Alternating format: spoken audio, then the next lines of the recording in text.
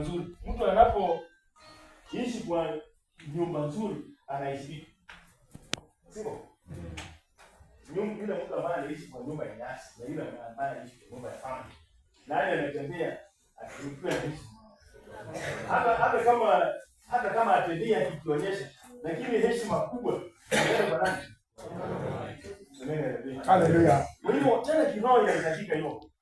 Tena kiroho tujue tunahitaji tena tujengee mioyo yetu nyumba iliyo nzuri ambayo itajivuniwa, ambayo watu wataitamani. Hata mimi niwe na nyumba kama ya fulani. Haleluya. Kwa hiyo ni haya mambo inahitaji tuwe balance. Balance upande wa akili, usisome ukawacha mambo ya kiroho. Usikue mwili ukawacha mambo ya kiroho. Na usiende mambo ya kiroho sana ukasahau mwili. Na usiende kwa mambo ya mwili sana ukasahau mambo ya masomo. Haleluya. Yote vienda kwa pamoja. Kama vile Yesu tunaambiwa alikuwa kimwili, akapendeza Mungu, akapendeza wanadamu, na hata akili yake ilikuwa inafanya kazi vizuri. Haleluya. Ndio bosi. Mlembe. Wote haleluya. Haleluya. Upande wa mwili lazima uwe na kazi ambayo unafanya. Hata kama wewe ni mwanafunzi, uuliza mama kupatie ka portion ya shamba, ujaribu kupanda mbegu pale. Kama shamba hakuna, nunua kakuku kamoja, uanze kufanya hivi, kufuga, uanze kujua ufugaji. Kama una uwezo wa kupata kondoo, fanya hivyo. Kama wewe msichana, labda kondoo unaona ni kazi ya mvulana, anza kupiga mandazi, simsi. Wakati wa soko unapeleka kule. Haleluya. Nunua machungwa, kifurushi cha machungwa, tembeza hata kwa gari pale wale wanatoka barabara. Mimi huwa naona mama anakuja, nunua yangu. Kutoka pale ataomba chumvi kweli? Haleluya. Na wewe kijana, kama unataka kitabu by end of April, unataka kalamu leo unakuja. Utakosa kalamu. Kwa hivyo inatakana tujijenge upande wa kimwili sana. Tunapo tena angalia mambo ya kiroho. Kwa sababu tena hiyo itatulazimu tulinde miili yetu vizuri, ndio tena kama apate nafasi mahali pa kukaa pazuri. Haleluya. Mlembe. Inatakana tulinde ndio safi, miili iwe safi, miili iwe na afya nzuri, miili iwe na nguvu, tufanye mazoezi ya kutosha ya kufanya kazi. Usikae tu, usiende tu kwa kanisa na kazi huwezi fanya nyumbani. Ukiwa kwa kanisa unafanya bidii, hata unapasua kuni, unafanya kazi kanisani. Lakini nyumbani mama akikuita wewe uko kwa simu. Wewe uko simu na Google. WhatsApp, sasa nafasi yako nyingi unamalizia wapi? Kwa simu. Kwa simu. Simu zimekuja, yes, simu ni nzuri. Inatakana communicate. Lakini tena simu ni mbaya kwa sababu wakati wako mwingi utaharibia wapi? Simu. Haleluya. Tuwe watu wa kujilinda, linda mwili wako. Tafuta jinsi utajimudu, tafuta jinsi utajijenga, tafuta jinsi utapata mapato mazuri, ulipe fungu la 10, ulipe kipawa, wakati unatoa michango ya kulipa kanisani, na tena wewe unafanya nini? Unahusika. Upendeze wazee, upendeze wamama, upendeze wazazi. Kwa sababu hivyo ndivyo Yesu pia alikuwa. Haleluya. Haikuanzia na Yesu, ilianzia huko nyuma. Ukina Samueli. Samueli wakati alizaliwa, mama yake alisema, Mungu, mimi nitakupatia huyu mtoto akae na wewe. Ana alisema, huyu mtoto nitakupatia. Na kweli alitimiza. Na wakati alipatia Mungu, kijana alikuwa vizuri.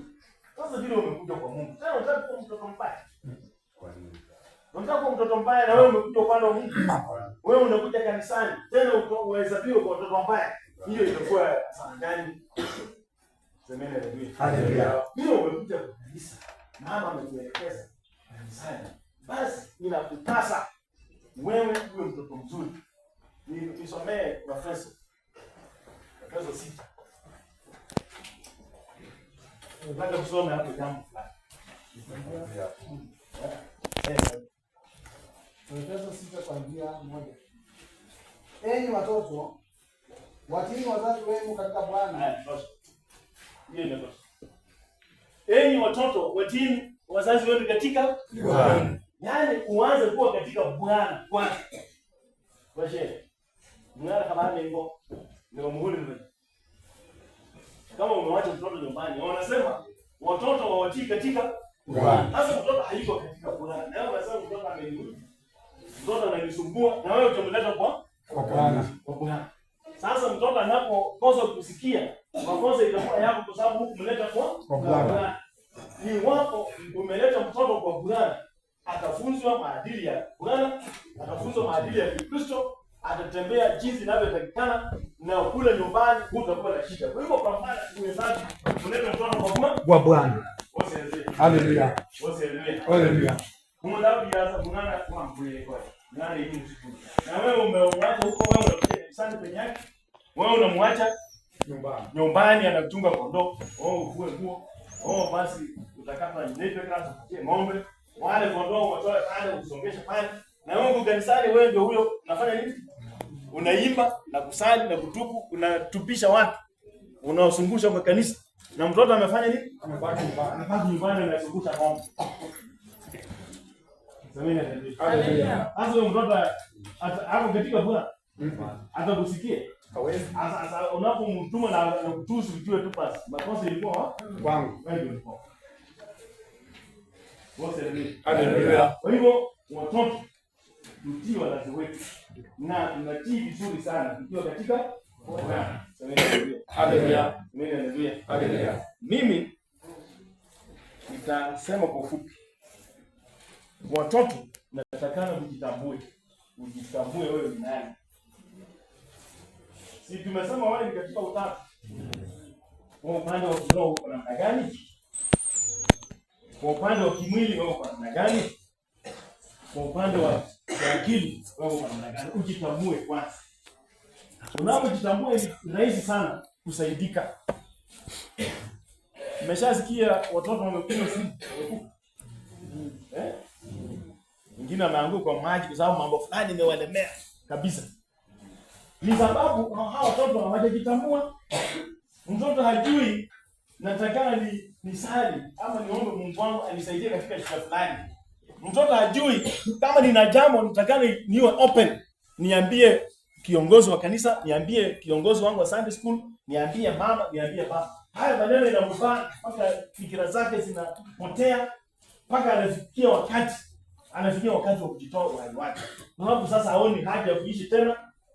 Kwa sababu mambo imemshika na hajajitambua.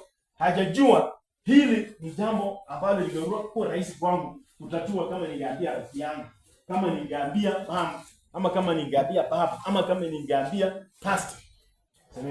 Haleluya. Kwa hivyo mtoto utakao jitambue, ujue maisha yako iko namna gani. Kimwili uko sawa, akili uko sawa, na kiroho tena uko sawa.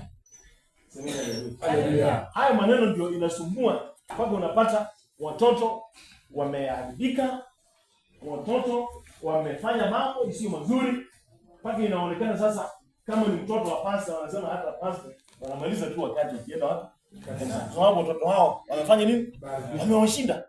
Semeni haleluya. Kwa hivyo hatutaki tuhesabiwe kwamba tumeshinda mababa zetu, tumeshinda wazazi wetu. Natakana tuonekane watu wa heshima, wazazi wetu wapate hiyo sifa kwamba nao wanalinda watu kanisani, pia watoto wao wanaonyesha heshima. Semeni haleluya. Haleluya. Inafanya sasa baba yako anatusiwa, mama yako anatusiwa kwa sababu wewe utafanya maadili mema inayostahili ama inayopendeza. Semeni haleluya. Ujue ni nini unapenda zaidi. What is your interest? Wewe msichana, wewe mvulana, interest yako hasa kile unapenda kufanya ni kitu gani? Na unapopenda kufanya hicho kitu ni kizuri ama ni kibaya? Unapoamua kwamba hii napenda kufanya vitu vibaya, unajirudi, unasema basi waje nichague njia nzuri. Kwa sababu hiyo njia mbaya itakupeleka mahali pabaya. What are your abilities?